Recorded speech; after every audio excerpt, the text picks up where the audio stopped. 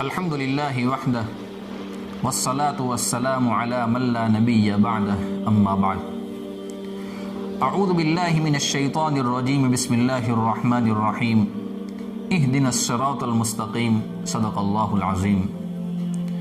معزز سامعین، ہمارے اکابر اور ہمارے اسلاف میں ایک بہت بڑا نام ہمیں ملتا ہے، حضرت شیخ عبدالقادر جیلانی رحمۃ اللہ علیہ کا۔ حضرت شیخ عبدالقادر جیلانی رحمۃ اللہ علیہ ہمارے ان اکابر اور ان اسلاف میں سے ہیں جن کے ذریعے سے اللہ رب العزت نے ہدایت کی ہواؤں کو عام کیا تھا، جن کے ذریعے سے اللہ نے امت کے ایک بہت بڑے طبقے کو ہدایت کی دولت سے نوازا تھا۔ حضرت شیخ عبدالقادر جیلانی رحمۃ اللہ علیہ وہ شخصیت ہے کہ جن کے ذریعے سے اللہ رب العزت نے اپنے کئی بندوں کو ایمان کی دولت سے نوازا تھا۔ حضرت شیخ عبدالقادر جیلانی رحمۃ اللہ علیہ وہ شخصیت ہیں کہ اللہ تبارک و تعالیٰ کے کئی بندے جو اللہ کی نافرمانیاں کر رہے تھے، گناہوں والی زندگی گزار رہے تھے، آپ کے ذریعے سے اللہ نے ان کو توبہ کی توفیق عطا فرمائی تھی۔ حضرت شیخ عبدالقادر جیلانی رحمۃ اللہ علیہ وہ شخصیت ہے کہ ان کے ذریعے سے کئی وہ دل جو اللہ کے عشق سے خالی تھے، اللہ کی محبت سے خالی تھے، اللہ نے آپ کے ذریعے سے ان کے دلوں کو اپنے عشق اور اپنی محبت سے بھر دیا تھا۔ کئی وہ لوگ جن کی زندگیاں اللہ کے رسول صلی اللہ علیہ وسلم کی سنتوں سے خالی تھی، اللہ نے آپ کے ذریعے سے ان کی زندگی کو سنت رسول صلی اللہ علیہ وسلم کے ذریعے سے مزین کر دیا تھا۔ آپ کے بارے میں ہمارے اکابر اور ہمارے اسلاف نے بہت ساری باتیں لکھی ہے، میں چند ایک باتیں آپ کی خدمت میں پیش کرتا ہوں کہ اللہ نے آپ کو عزت کتنی دی تھی۔ اس سلسلے میں شیخ قدامہ حنبلی رحمۃ اللہ علیہ، ابن قدامہ حنبلی رحمۃ اللہ علیہ وہ فرماتے ہیں کہ میں نے کسی شخص کی آپ سے بڑھ کر دین کی وجہ سے تعظیم ہوتے ہوئے نہیں دیکھی ہے۔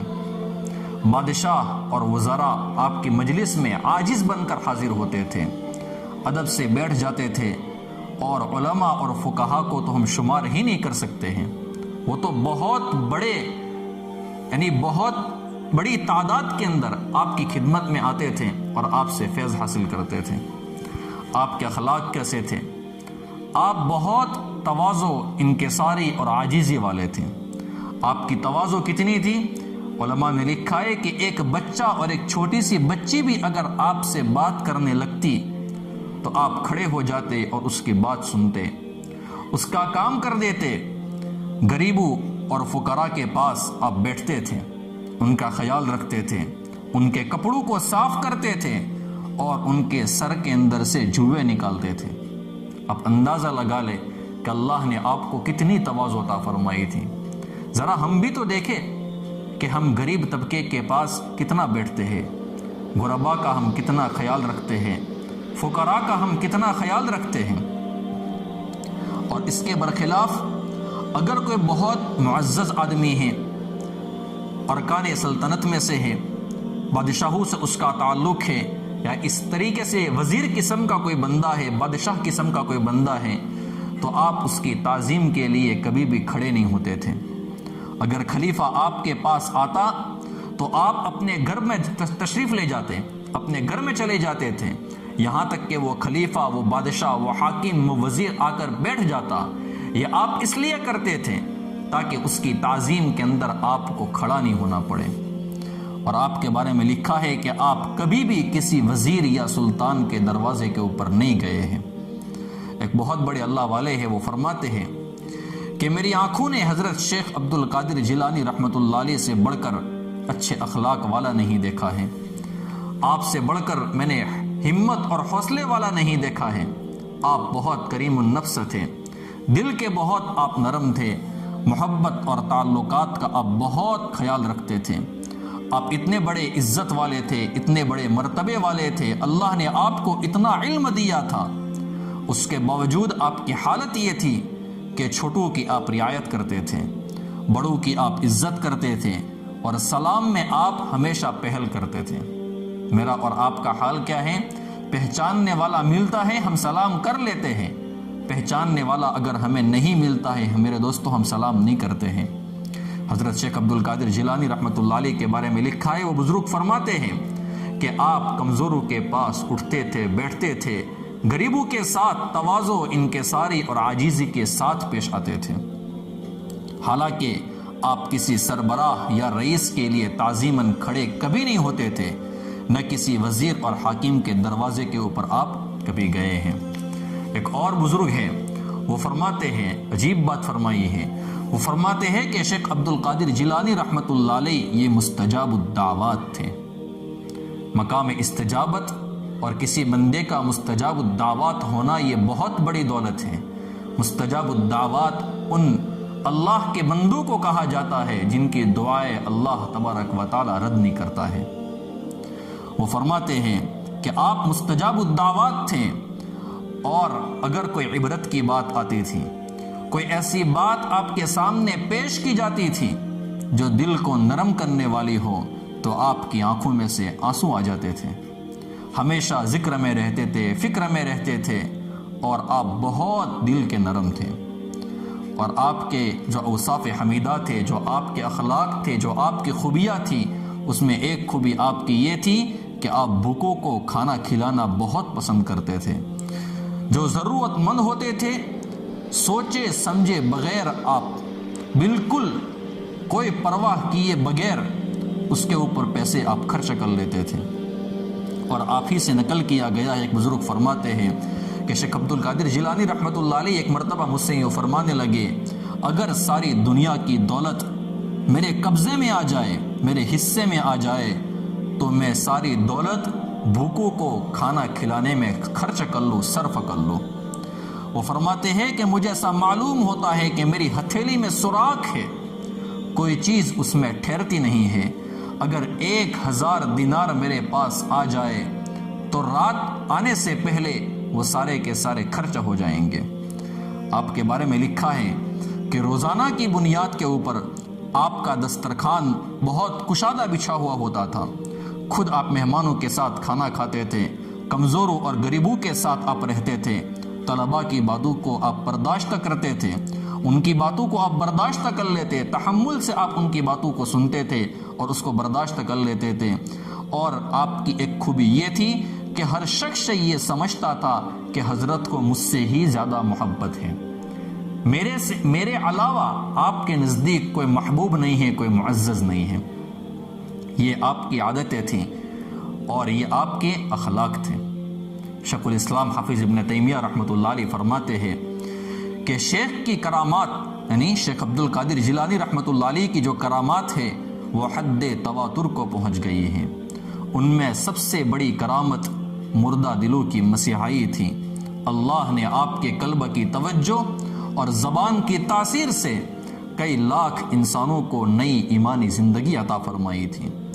آپ کا وجود اسلام کے لیے ایک بہت بڑی نعمت تھی جس نے دلوں کے قبرستان کے اندر نئی جان پیدا کر دی تھی۔ شیخ عمر کیسانی رحمۃ اللہ علیہ فرماتے ہیں کہ کوئی مجلس ایسی نہیں ہوتی تھی، عجیب بات ہے، اچھی طریقے سے سنیں۔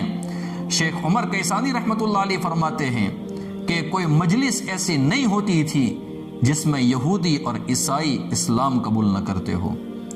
کوئی مجلس آپ کی ایسی نہیں ہوتی تھی جس میں کوئی بہت بڑا جرم کرنے والا توبہ کی نعمت سے نہ نوازا جاتا ہو۔